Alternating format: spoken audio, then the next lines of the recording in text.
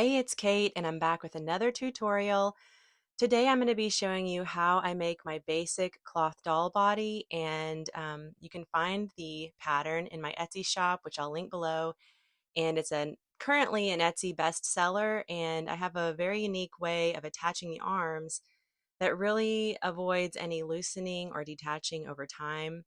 The notable tools I'm using are my hemostats and my upholstery thread.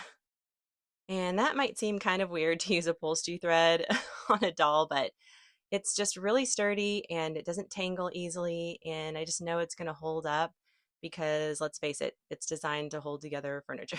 So thank you so much for joining me, and let's get started.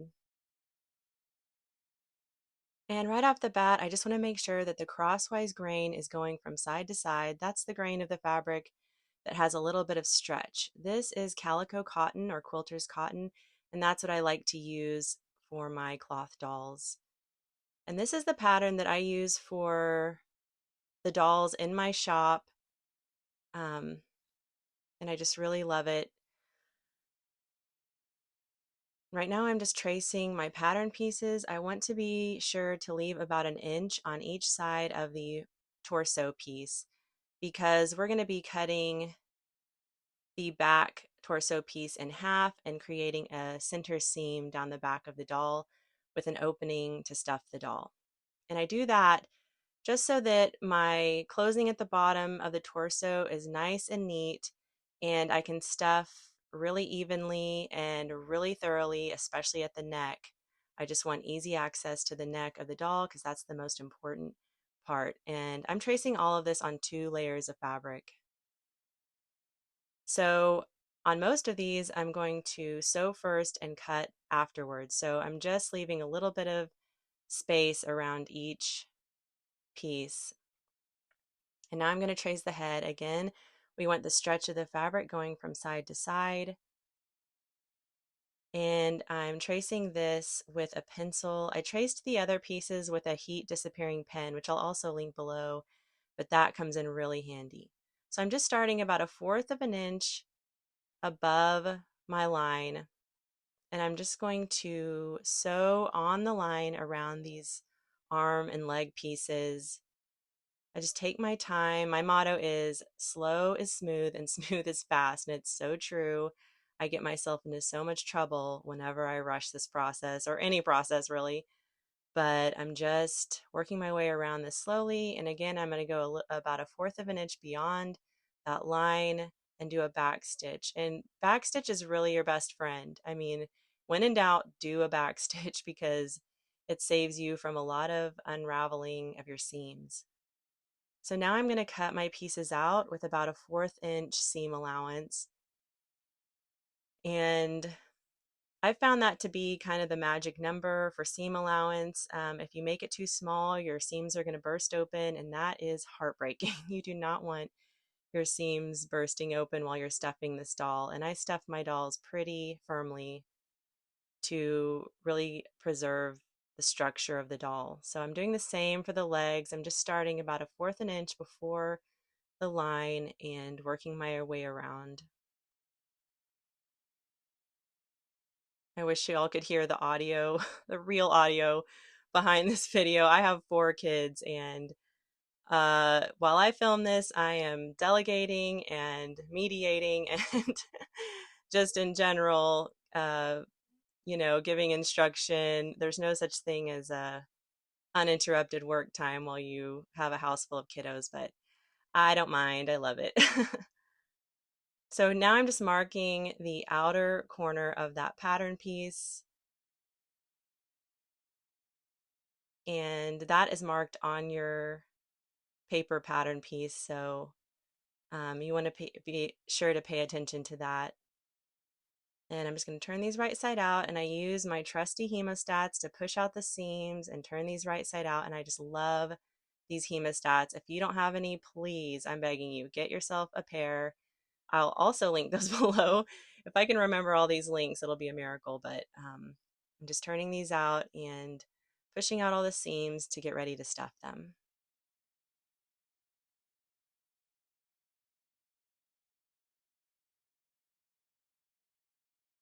All right, and when I stuff these, I just stuff them very firmly at the ends where the hands and feet are, and then once I get towards the opening, I don't stuff them as firmly because I want the doll's arm to lay flat against its side. So if I stuff it too firmly, they tend to kind of stand out a little bit from the side of the doll. So same with the feet, just stuffing fairly firmly to smooth out those curved seams, and then not quite as firmly towards the opening.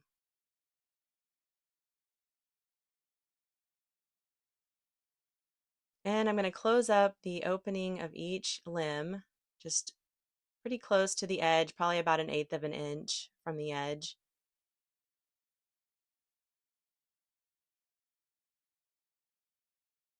And you can tell it's just kind of loosely stuffed right there towards that opening. All right, those are all closed up, and I'm just going to trim these frays a little bit before I start assembling my doll. So now I'm going to trim the top and bottom of my piece of fabric that my torso is traced onto, and I'm going to fold the back piece the long way and just make a nice crease so that I can cut along that crease to create my opening. And now we're going to mark the opening. This will also be marked on your pattern, but I've made this doll hundreds of times, so I'm just eyeballing it. And then I'm going to sew along that edge with a 1/4 inch seam allowance. You can see the marks for the opening, and I'm just going to be sure to do a back stitch on either side of that opening, because when we're stuffing, we do not want our opening seam to come open even more. We want to keep it that size. So, right, and I'm going to open that up. You can see the little opening there, and I'm going to press. You can use an iron. I'm just pressing this open by hand, and then I'm going to turn it over and put these two pieces back together, and that seam needs to go right down the middle, and I can kind of see it through the fabric, and I'm checking the bottom edge as well to make sure it's right in the middle, and I'm pinning those together. And now I'm going to cut this piece out with, again, a 1/4 inch seam allowance. And I'm not cutting out the arm openings yet.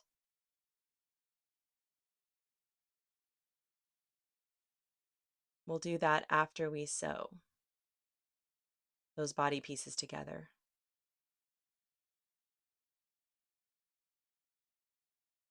All right, now I'm going to pull these pins out and take my front piece with the lines facing down, and I'm going to attach my legs. So the legs, you can see that little marking to show which side of the leg goes on the outer edge, and I'm just keeping this about 1/4 an inch from the outer edge, and I'm just going to sew along the bottom of that leg. And there's the other marking.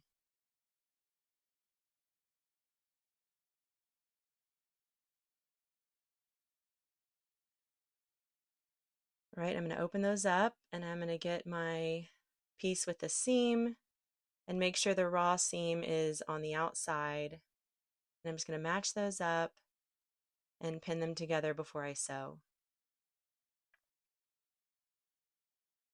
All right, and I want to start right on this corner. Precision is important here, and you definitely want to go forward a little and then do a back stitch right on that corner so that when you're inserting the arms, your seam doesn't come undone.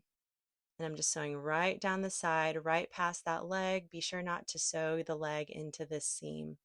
You just want to go right alongside it. And now I'm going to do the other side. And I even lower my needle right onto that corner to make sure I'm being very precise. And when you get to the end of this seam, do a back stitch as well. All right, now I'm going to go over the shoulder from shoulder point to shoulder point 2 times, or if you have a triple stitch or a fortifying stitch, that works great as well.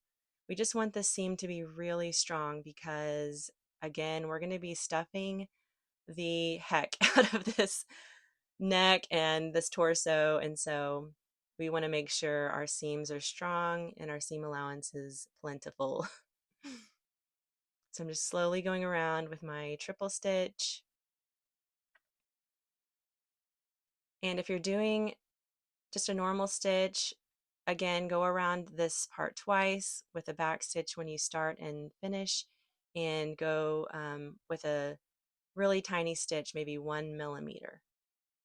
So now I'm cutting out my arm openings right on the line, and then I trim that little pointy corner on the shoulder just to get it out of the way.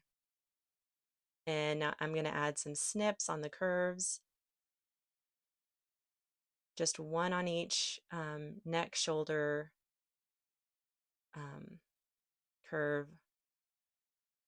Okay, so I am going to apologize like I always do. This part is uncomfortable.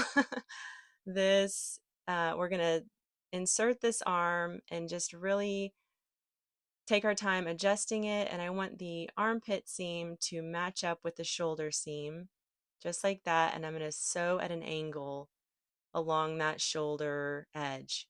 If you don't sew at an angle, it will not lay right. It won't look right. Just trust me. Make sure you do an angle. And again, I'm using my fortifying stitch. But if you're just using a normal stitch, make sure you do a back stitch when you start and finish. So now I'm doing my other arm. The arm might seem like it's too small for this opening, but it's kind of supposed to be that way. And so I'm just adjusting, taking my time, making sure it's just right, and tug on those corners of the arm to get it situated. And now I'm going to go in with my angle seam.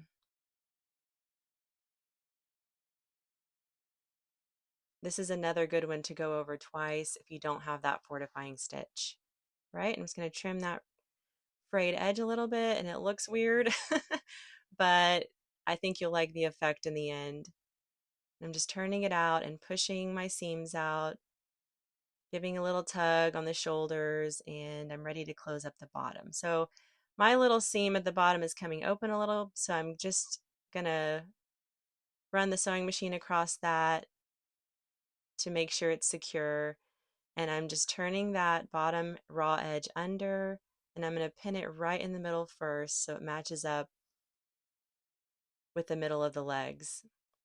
And then I'm just going to go along and close up the rest of this, turning it under and pinning it, and making sure it kind of just covers that seam on the legs.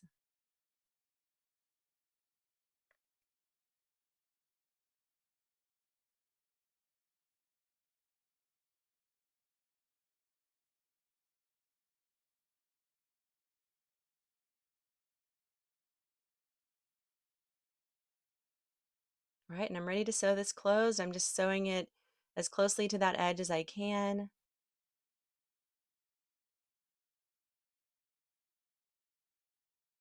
Right across the bottom, and again, be sure to start and finish with a back stitch.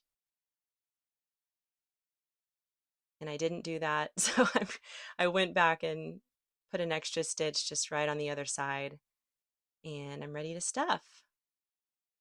All right, this is important, you guys.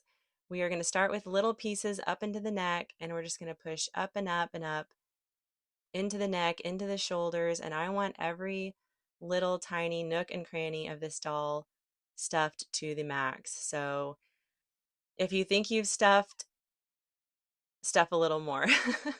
That is something I say in every tutorial. Stuffing is like sculpting, and you just want to take your time, work it into every nook and cranny, and I'll test the how stiff my neck is every little bit and add a little more until I'm happy with the strength of the neck. And I'm just really working it into all the little corners of the shoulders and back down to the bottom half.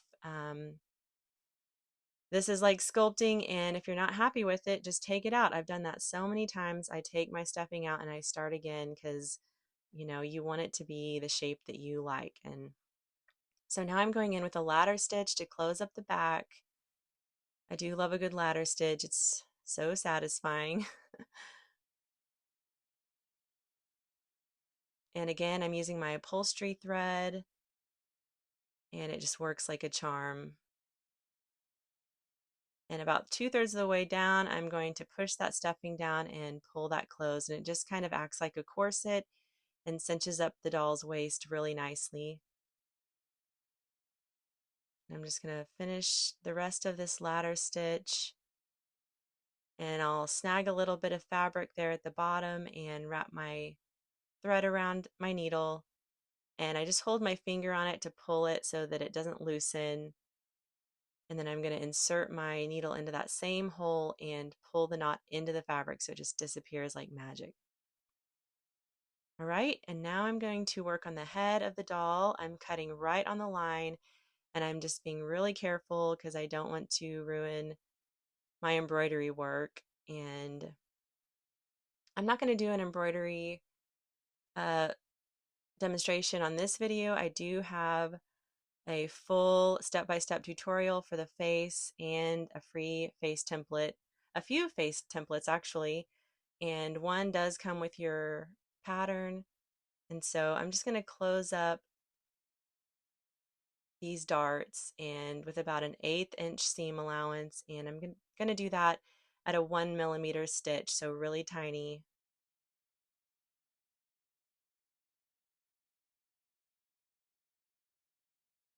And since that back headpiece is symmetrical, we don't have to worry about which way our darts go, just so that they both go the same direction and your raw edges are both going the same way.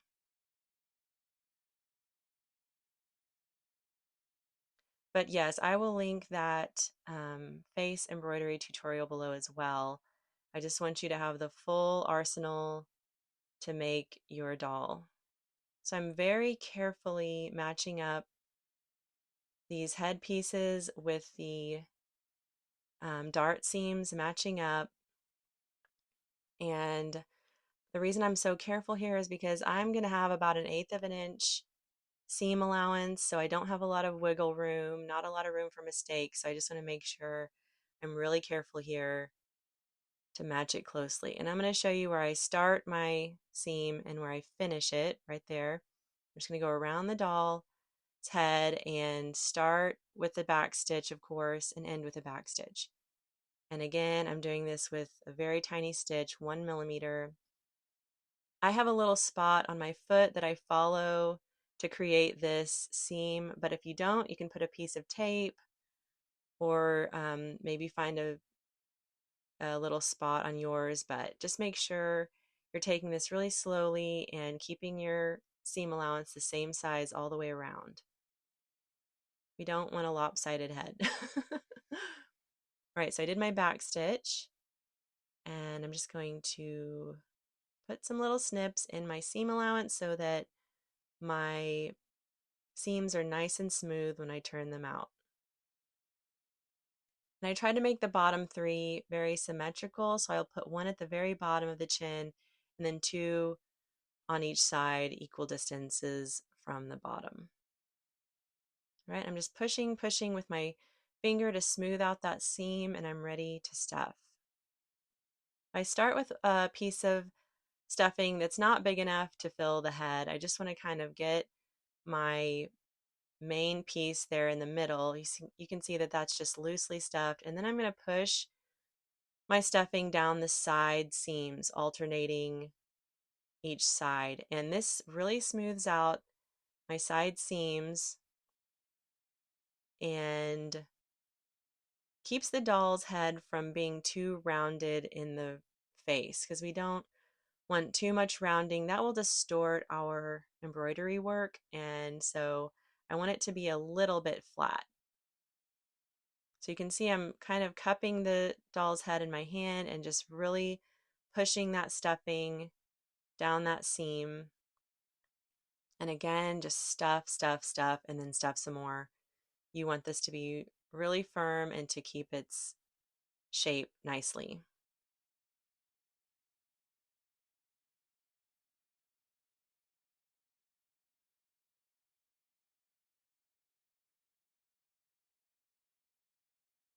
All right. And I'm just about done. I'm seeing a little lump on the side there, so I can use my needle to move around the stuffing a little bit if I need to. And now I'm going to move these little embroidery thread tails out of the way. I just use a needle and stick it right under that fabric and just tuck those threads under my embroidery work. We don't want those showing through the fabric. And I'm ironing the edge of my doll head, which is a great trick I learned from another doll maker. And it works really well to smooth out your doll's head seams. So I pulled out those raw edges. They were kind of tucked in so that I can just really carefully put in this ladder stitch and make sure that it's 1/8 of an inch from that edge. I don't want my seam allowance to be too big along this opening because then our head will be too stout. So this just keeps the head a nice round shape, and I pull that close. And it's okay if it kind of bunches a little there at the top. That's going to be covered by your doll's hair. And again, I'm just tucking in that little knot to disappear it. All right, and now I'm ready to attach my doll head. Yay! I'm going to pin this in place. And this takes me a couple of tries usually, so don't be afraid to make some adjustments once you've pinned and repinned. But I'm hiding my knot between the neck and the head, and I'm just coming out on the left side of the back of that neck, just close to the edge of the neck, and I'm doing a ladder stitch. And I'm going to keep my stitches really loose, and I include a little circle in your pattern to draw a line on the front of the neck, just kind of a little U-shaped line to guide your ladder stitch. But I just kind of stay on the back side of that neck with the stitches until I get around the curve, and then I move towards the front of the neck. And again, keeping my stitches loose so I have time to work, space to work, because it's a little tricky to get those ladder stitches under the chin. So I'm just working my way around, and this is kind of a natural, kind of instinctive part. You know, you can kind of see where the head naturally meets the neck, and that's where you're going to put your ladder stitches. So I'm getting around to the other side here, and I'm going to go ahead and pull this tight. I just hold onto the head and tug, and we're going to stitch this up the rest of the way. So I'm getting towards the curve of the neck, so I'm going to move towards the back of the neck with my stitches. And this just helps to really flatten out that place where the neck meets the head. We don't want a big lump there, and so it helps to keep those stitches on the back half of the neck. Right, and I'm just finishing up. I'm going to put my last stitch into the head, and again give it a little tug so it tightens. Last stitch there, and then I'm going to tug and keep that pulled tight as I snag that fabric and wrap the thread around my needle, and I just hold my finger there to keep the thread from loosening that's holding on the neck. So trimming my little tail there, and we are done. I just love how this turns out, and this is my go-to, y'all. I use this for all my favorite dolls in the shop, my Anne of Green Gables doll and my little Pioneer doll and my Lily Bell, and it's been a popular design, and I hope you enjoy it. And be sure to like if you enjoyed this video and subscribe. I have many more tutorials coming, and I would love for you to join me. All right, thanks and bye.